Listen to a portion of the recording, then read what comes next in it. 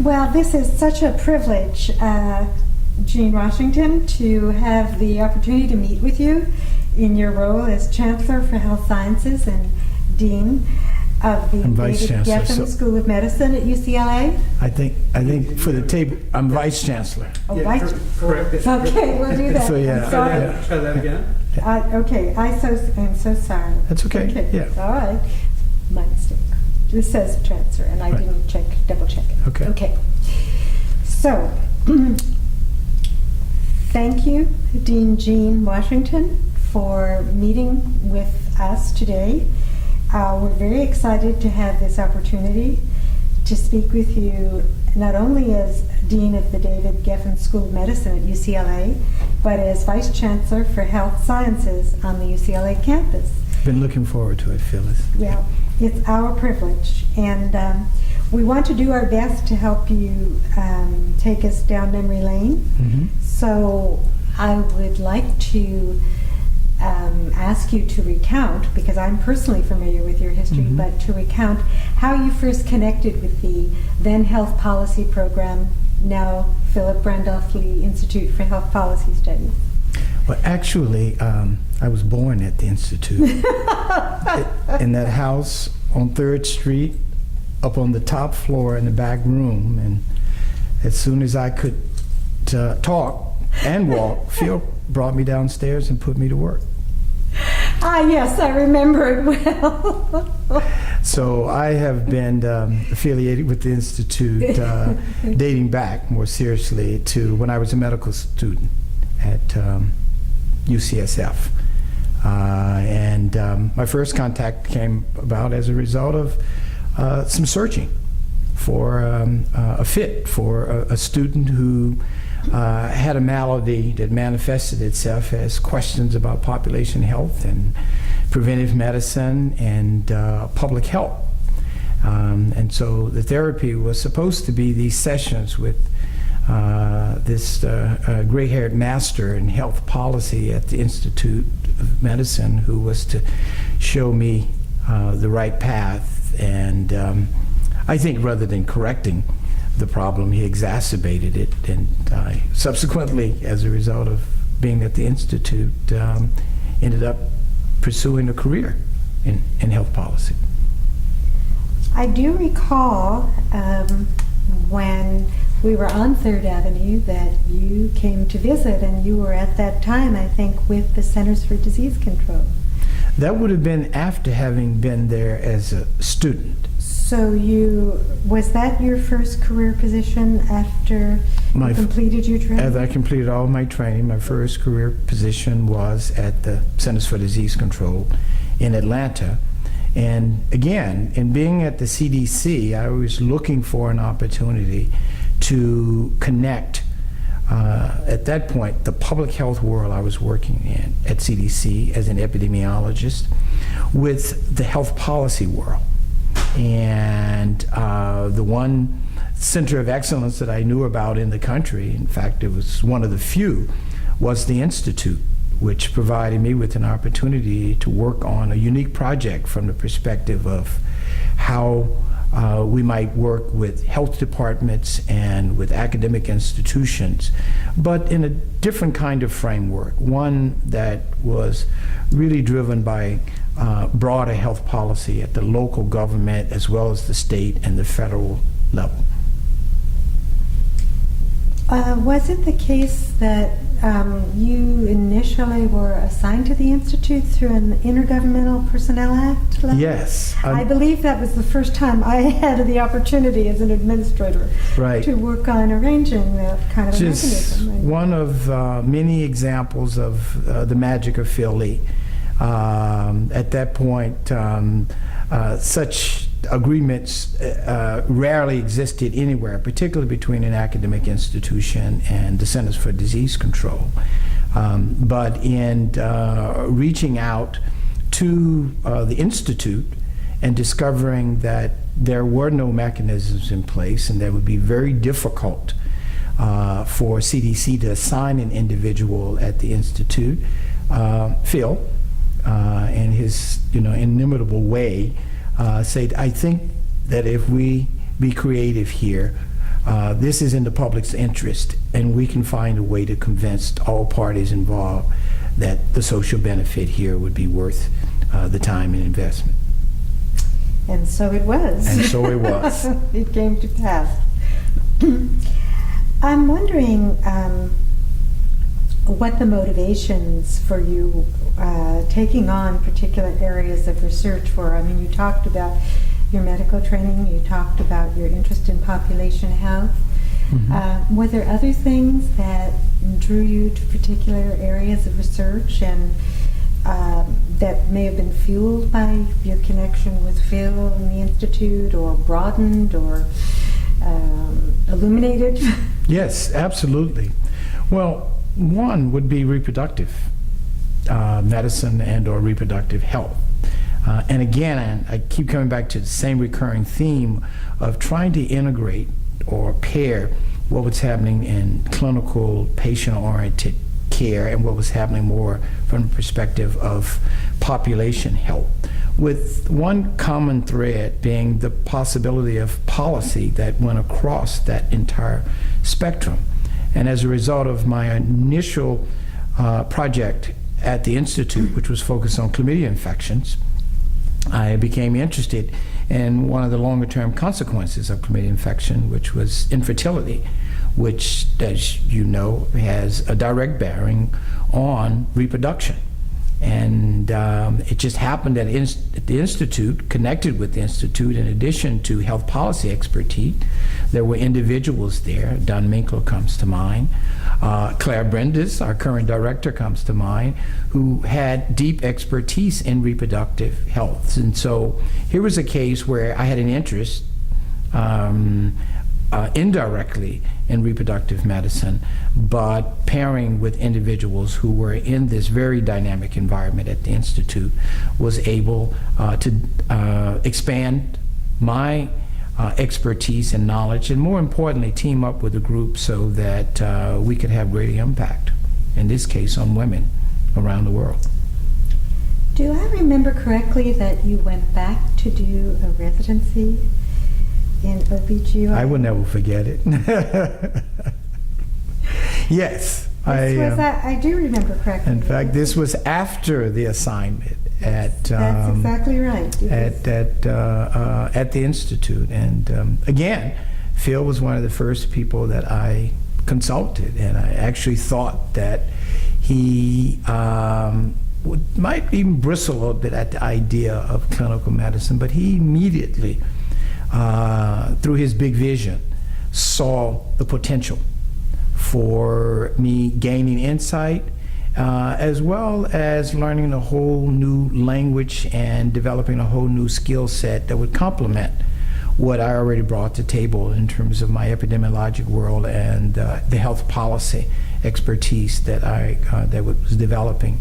And he was right, as usual, and I spent, after completing a residency at Stanford, the next phase, 20 years of my career, really combining those worlds. And some would argue that I did it reasonably well. Well, I think having become the department chair at UCSF, the Department of Obstetrics, Gynecology, and Reproductive Sciences, would indicate you must have done it fairly well. Thank you. And building a very strong leadership team, and ultimately becoming a campus leader at UCSF. Certainly you continue to build your skills and your networks, and of course that is something that many people suggest Phil helped them learn. Well, I can tell you, Phil was instrumental in my development as well as my early career successes. Some in the inner circles of the leadership at UCSF will recall that as I was about to leave, being recruited to another institution, it was Phil who stepped in and convinced the leaders at UCSF of my value, and not just encouraged them, some would say leaned on them to be more aggressive about retaining me. And again, I was a major beneficiary of Phil's big vision and his big heart. Well, when the man has a passionate opinion, he has a passionate opinion. He has a passionate opinion, and when he wants to see something happen, it generally happens. It does. So, Jean, I'm wondering how you feel of how the Institute and your collaborations through the Institute. Let me try that again. My tongue is worn down a little bit. Yeah, that's right. You've been working all day. I've been talking a lot today. Okay.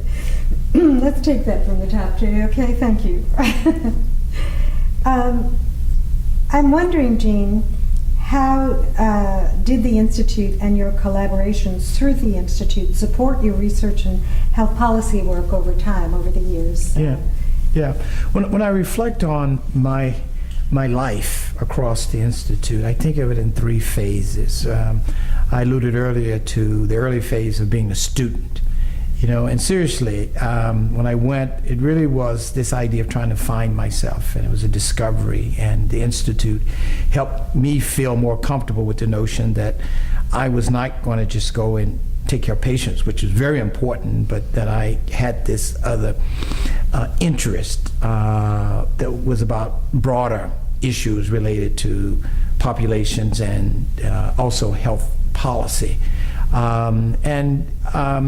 I mean, no one knows, but it was that zone of comfort being that the Institute provided that allowed me to really pursue my passion and develop a foundation on which I could build a slightly different kind of career. So I would think of that as phase one. But to get to your question, phase two is particularly important because after having gone away and returning, and I was in a clinical department, the department really didn't know what to do with me.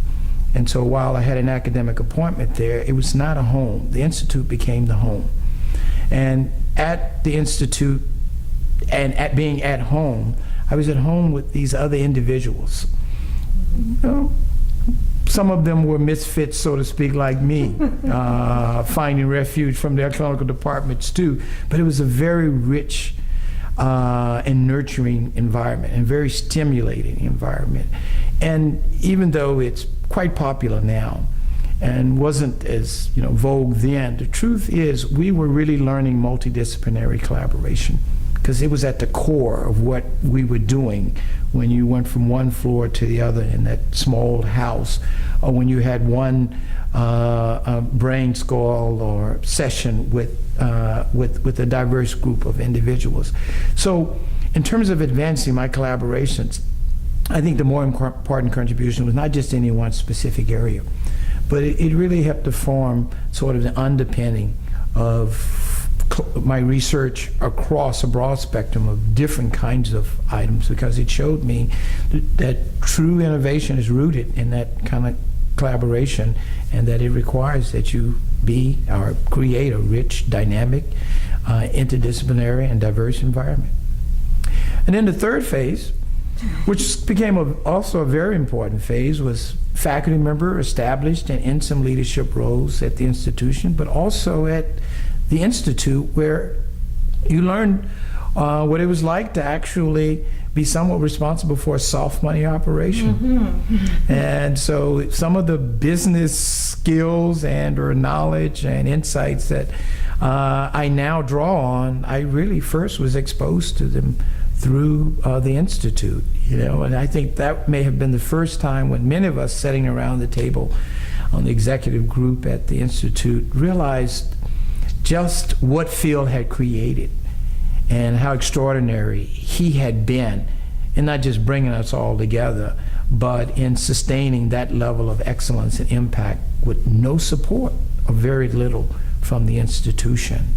And so that was another very important lesson that I have benefited from throughout my career in terms of thinking about what you can do with just marginal support if you've got the right people sitting around the table.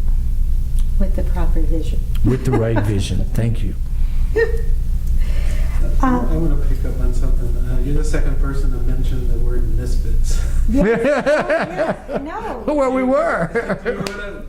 come up with a story that would describe how you feel like you were misfits doing this kind of research. Somebody called them outliers in one of the. Oh, well, that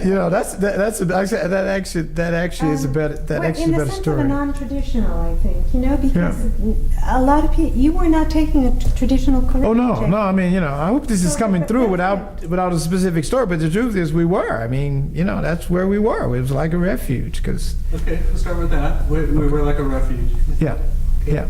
Okay.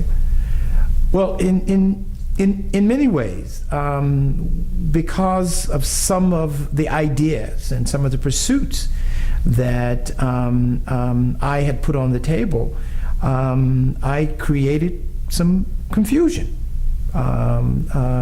particularly within the medical school in the early days regarding how best to work with me to be a leader or to be someone that can contribute in medicine, because I was an atypical kind of medical student, just given my interest.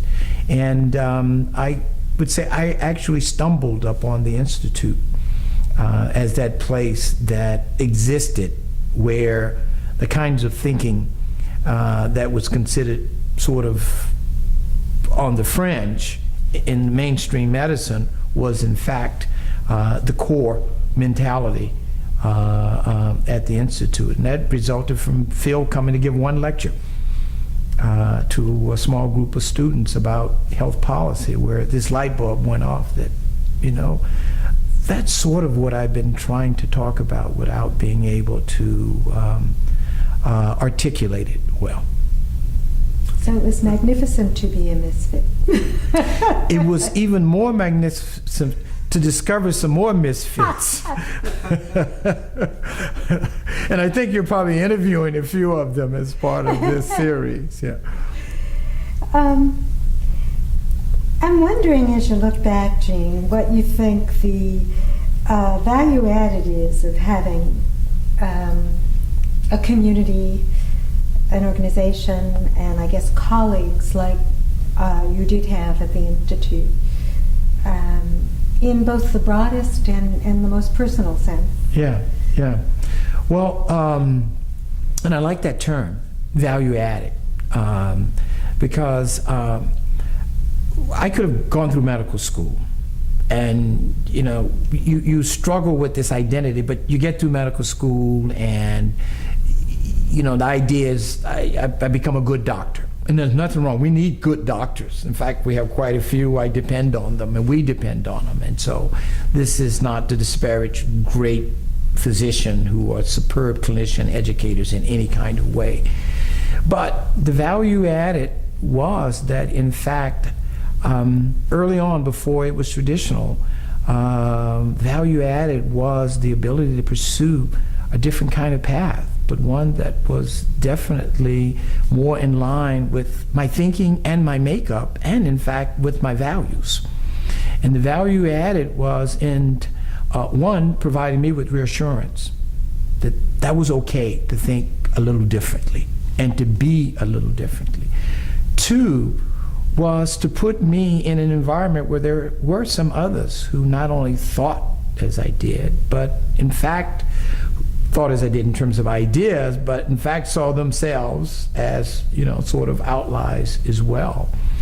And in putting us together, actually created enduring relationships that we continue to draw on even today. And again, with the idea that what we contribute is something that's a little richer and something that a little more added value than would have been there if we had been on the traditional path. That's excellent. I'm wondering if there are any special stories that come to mind about the Institute, or anything that stands out in your memory that you'd like to share with us about a particular experience or something that was pivotal in any way. Well, there's so many stories, but I'll tell you a story shortly after I returned when I was on the CDC assignment. And early on, I was sharing the office. I don't remember who was my office mate. You may actually remember that, Phil. There was an office that was right next to Phil, and I had just arrived. And within the first week I was there, I was sitting there, and the president called and wanted to talk with Phil. Somebody said it was somebody from the president's office. And I thought that this was, you know, really the coolest thing that had ever happened. Mm-hmm. And before I could pick up the phone, because I wanted to call Marie to let her know what was happening, somebody was yelling out, and as you know, in those days, just yell out, Senator Kennedy is on the phone. And I'm just saying, wow, you know, there's a lot going on here. And I would say within the next half an hour or so, the mayor was on the phone. And so in this little room, you know, with this new, you know, fledgling epidemiologist coming in from CDC, you can imagine what a moment like that felt like, to be right next door to this touch point for the whole nation. It was really thrilling and exciting and memorable. That's really a very sweet spot that you're referring to, because I'm just flashing on the physical setting, and to say that the structure was humble would be, I think, an accurate assessment. But I think what I'm recalling is the dynamic of the mentoring relationship. You talked about being physically close to Phil, but mm-hmm. obviously the connection mm-hmm. was very real in many other ways too. And I'm wondering to what extent you think Phil influenced your behavior as a mentor, certainly as a leader, you've right. addressed that, but in particular as a mentor toward those students who are not quite sure right. where their path will take them. Right. Well, Phil is the quintessential mentor, and certainly when I envision mentoring for myself, he's one of the first people that comes to mind, and he influences in so many ways. One is just the generosity of his time. I was a medical student, first, second year, whatever it was, when I contacted the office, and you know, there was no hesitancy. In fact, there was, yeah, he'll see you. Come and see him. And that stuck with me. And so he influenced it by, you know, not just talking the talk, but walking the walk and modeling it. And as a result, throughout my career, including where I am now, somebody can come and see me regardless of what level of education. If a high school student is bold enough to have seen me at some place and called, sometimes my office is, you know, a little upset about it, but I will see them. And so that generosity, which he modeled and continues to display, is something that I've taken with me from mentoring. Arguably just as important is he has always felt that mentoring is lifelong. And he's worked to stay in contact, certainly with me, and I know with others. And as a result, I've worked to stay in contact, not just with him, but with individuals that I have mentored over the years. And again, to my benefit, and I would hope to the benefit of the others as well. And so that generosity and that sense of lifelong mentoring and the need to nurture that are both important lessons that I learned from my relationship with Phil. I don't know if there are any other questions that I should be asking you about what comes to mind when you think about the 40th anniversary of the Institute and the celebration we anticipate having in February. I don't know if you have any particularly sentimental thoughts or particularly heartfelt thoughts. I better stop. I think I'm getting punchy. Let me try that again. I think you Okay. got the gist of it. I was going to say, I have the gist of it, yeah, yeah. Well, one question, But why don't you watch it? Excuse me. I'm sorry. Pick it up. Go ahead. Sorry. okay. I was going to say, one question I've asked myself and reflected on this 40th anniversary is, what if there had not been an Institute for Health Policy Studies? And the truth is, I sort of tremble when I think about the individuals that would not have come into my life, as well as the possibility and distinct possibility, since I did leave medical school once before I found the Institute, that I might not be in medicine in any field of medicine. Because at a critical time for me, when I was trying to find my way, the Institute was there to turn the light on. And that has made the difference, certainly, in my life. That's a great. That is a great thought. That's fun. So, is there anything else, Jay, you'd like? I think we got it. Jean, Okay. anything else No. you want to share? No, I Dynamite, think it guys. came out, Phil's the man. I still work the same. I said yes, but I saw him in New York, I guess the summer or whenever. He's becoming quite the New Yorker. I know.